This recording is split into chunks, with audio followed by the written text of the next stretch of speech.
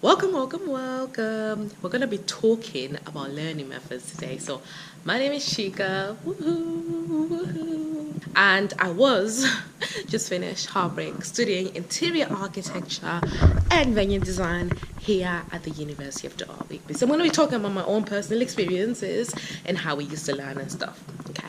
So at the moment, I'm in one of these lecture theatres. So this is one of our learning methods where we have a lecturer standing at the front, and then we've got all these people like sort of sitting in the middle.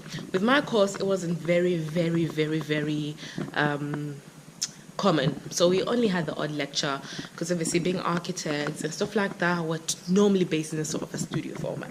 Okay, so this is one of our learning methods. So obviously I've spoken about lectures, and in these lectures as well, for my course, we basically had these guest lecturers come in sometimes. So someone that's in industry, someone that is practicing every single day, and someone that's in it come in and teach you like different things like sort of equipping you, do you know what I mean, with like real life skills basically. During these guest lectures as well, it's an amazing, big opportunity for you to network.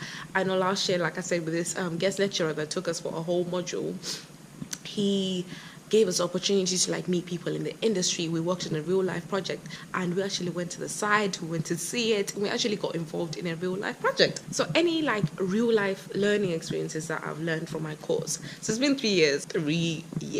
So real life experiences, right? I've been equipped with some amazing computer skills. So the things that I can produce on a computer, oh, my mom was so proud.